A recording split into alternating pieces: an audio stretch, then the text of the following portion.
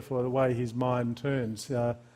One of the books he's written a number, has the very interesting title, The Evil Princes of Martin Place, by which he's referring to the members of the Reserve Bank board, no doubt. I am. You are. And the institution, generally speaking. And the institution more generally. So let's start off with this. You lump a number of people into the Marxist camp, people who this audience might find a little bit surprising to see included. So, for example, John Howard, our former Prime Minister, you would consider buying into the Marxist position. So could you start off by just telling us which bit of Marx you're referring to and why you think John Howard has those Marxist tendencies? Okay. The document I referred to is Marx's and Engels' Communist Manifesto of 1848. Section 2, if memory serves, lists 10 demands which the workers will forcibly implement when they seize the reins of power from the bourgeoisie. Demand number 5 is a particular interest, and it's not quite an exact quote, my memory's not exact, but a near quote: centralization of credit in the hands of a state bank backed by an absolute monopoly. Centralization of credit in the hands of a state-owned bank in the hands of a monopoly. That sentence, as well as any single sentence, encapsulates, defines, epitomizes the modern contemporary conception of money, banking, and credit. I'm slightly unfair to John Howard or to Margaret Thatcher, who is also an enthusiastic proponent of this, which in effect is central banking. Milton Friedman was an enthusiastic proponent of central banking. Just as an aside, Marxist ideas, as encapsulated in that list of 10 demands, have seeped so deeply into our thinking and into our actions that we're really not aware of it anymore. As an amusing parlor game, it's interesting to go to Google, find the Communist Manifesto, list the 10 demands, and then write down words like Tony Abbott, Julia Gillard, Wayne Swan, and then do Google searches to find citations, quotes from them, just how many of these tenets of the Communist Manifesto they seem to affirm. And your findings might be a bit different from mine. By that criterion, who is a communist? Tony Abbott would be a 50 to 60% communist on the basis of quotations easily discoverable by Google that seem to affirm tenets of the Communist Manifesto. This may come to him as a slight surprise, I suspect. That's why I say these Marxist ideas have seeped so deep into the foundations of our thinking that we're unaware of it. With Julia Gillard, you take your pick, but your findings might be different from mine. She's perhaps a 70 to 80% Marxist, and Wayne Swan and the Greens would be virtual 100% Marxist, defined by adherence on the basis of public quotations that seem to affirm those tenets in the Communist Manifesto. So we live, in that sense, in a communist world. The Soviet Union collapsed. That was regarded as somehow a triumph of democracy. What it should have been regarded as a harbinger of the collapse of Marxism here in the West.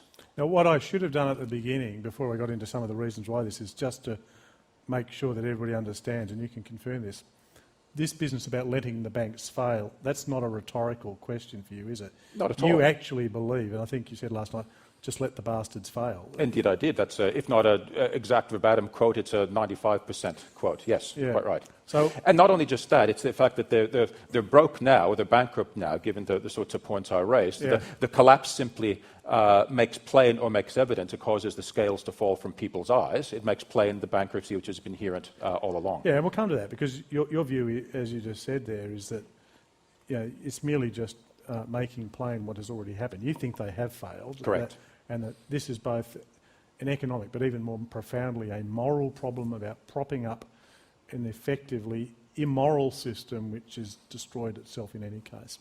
Now, to get to that conclusion, which is a pretty stark one and which frightened the whole world with the global financial crisis, which you also see as part of this same thing, let's go back into something about what you think has been constructed using number 5 in the Marxist list, this central banking system. And I think you call it fractional reserve banking. Yeah. What is fractional reserve banking? I'll give you the simplest possible example to the point quite possibly of oversimplifying. Let's say, for the sake of argument, you have a check account at Bank X, doesn't matter which bank it is, with $10,000. There's actually not $10,000 which sits waiting for you to redeem it any time you please. You might think it's a deposit or something which is available upon demand, but in actual fact it isn't. Why? Because the bank has turned around and taken those funds and has lent them. In effect, it's conflated, confused two diametrically different things, a deposit on the one hand and a loan on the other. The point I made re the inherent illiquidity in solvency is that if every single person, hypothetically in Australia, sought to redeem those check accounts, the banks wouldn't be able to do it. Only with recourse, because there's only a fraction of those deposits on reserve, only with the help of that backstop could they... And this is the Basel system, isn't it, where they say there's a certain amount of prudential capital that has to be kept, about 8% or something in different things. The short answer is yes. The Bank of International Settlements was originally in Basel in Switzerland, where its headquarters established, in effect, and I'm simplifying again, to supervise, to monitor the financial settlements following the First World War. Finding a job to do once that task had been completed, amongst other things, have to do with recommending prudential regulations and things of that nature. Which is essentially what you're saying, isn't it? That you say, look, of every $10,000 you put in, only a certain proportion of that, 8% or I forget whatever the prudential standards are, needs to actually be held by the bank on its balance sheet. The other 92% or so can then be lent to other people, which means it's not...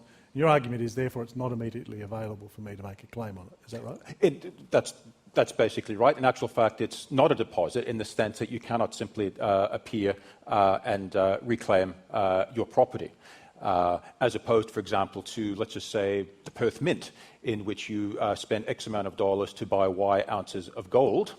In return, you receive a warehouse certificate which says that you, Simon Longstaff, have a legal right to X amount of gold. Now it's all filled into a big figurative pot there out in Perth.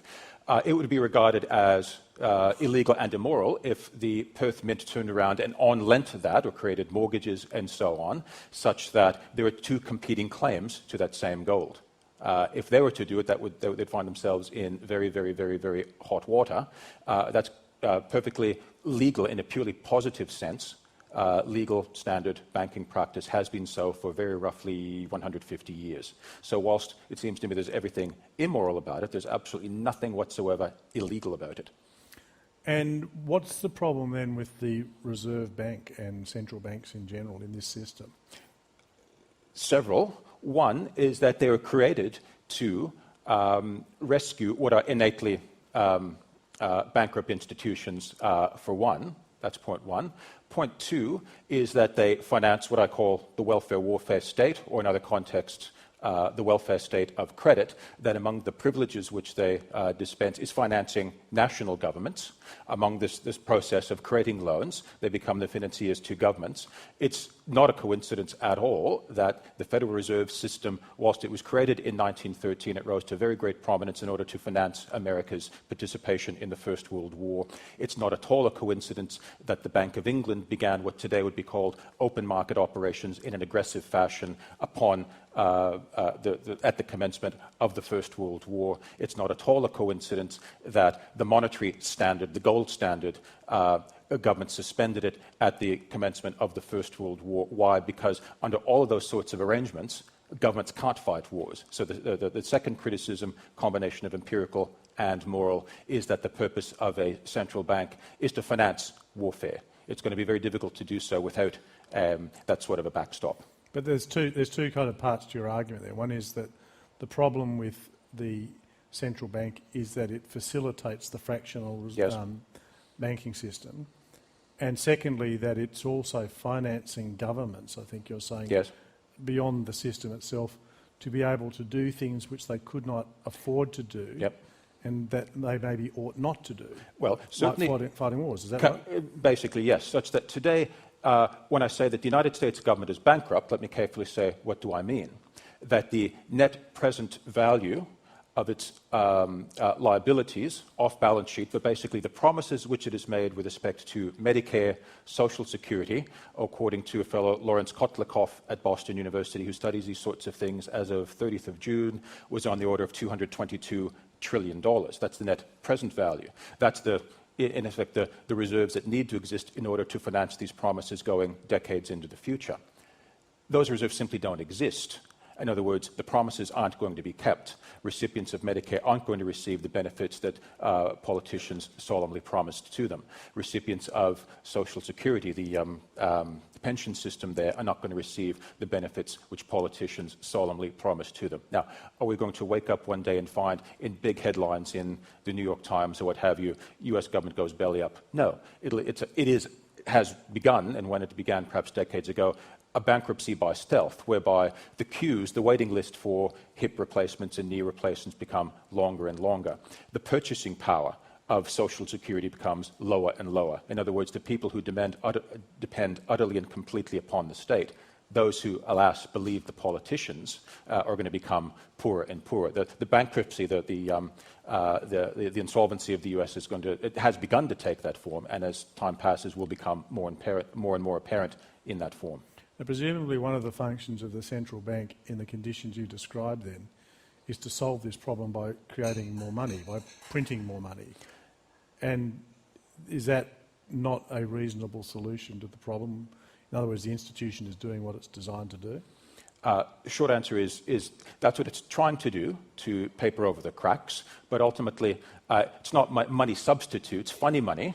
Simply creating accounting balance sheet entries doesn't create a single additional house, it doesn't create another hospital, it doesn't create an additional tin of baked beans on the supermarket shelf. What it does do is give very privileged people, let's call them for the sake of argument investment bankers, merchant bankers, first access to those funds, which they then invest. If they spin the wheel, they make a profit on it. Who's last in the queue of the recipients would be people, alas, savers, pensioners and so on. The purchasing power of their currency has been eroded. There's some who do exceedingly well out of this system. There are others who lose massively. So part of the innate immorality of it is the fact that it basically stratifies society into the financial insiders. Mm-hmm. Heads they win, tails taxpayers and society as a general loses, and the outsiders who are barred remained outside. And their only role is much like troops in the First World War, to climb over the trenches and to be shot. They're cannon fodder for the generals who are well behind the front lines. So let's summarise where we've got to. The basic establishment of central banking as a state monopoly is fulfilling the one aspect of the Communist Manifesto. It's part of the Marxist Engels thesis. It is financing activities by governments which they could not otherwise afford to do, some of which they ought not to do. Such as war. Such as war. And this is allied with an international system which is typically introducing fractional reserve banking in societies such that banks as institutions will accept the hard-earned deposits of their savers, and rather than holding them safe in the kind of the cash box, ready to be withdrawn at will, they lend them around to other people to the extent that it's so dissipated that they could not actually pay everybody if they asked for their money to come back. And that this is a system which is essentially bankrupt, and that complicit in it... Morally and empirically. Yes. Morally and empirically bankrupt. And that this is something in which politicians and those who benefit from this, namely, I think you're saying the bankers who take first cut on any extra money, are able to drive that system at the cost of the most marginal people in most marginal conditions, hard-working people on low incomes, pensioners and others, who progressively see the value of their own savings degraded. Have I got it right so far? That's a rough and ready, but I think a fair and dispassionate summary of the position. Okay. Now, you link all of this to the global financial crisis, which you say is not a failure of economics so much as an ethical failure or a moral failure. How do you see these things being connected? Well, we've seen them before in history. We see them in spasms. In 1907, a banking panic the panic of 1907. We saw, in the immediate aftermath of the First World War, a depression of 1920, 1921, which virtually nobody remembers. Why? Because, for various reasons we can discuss, governments did adopt a very strict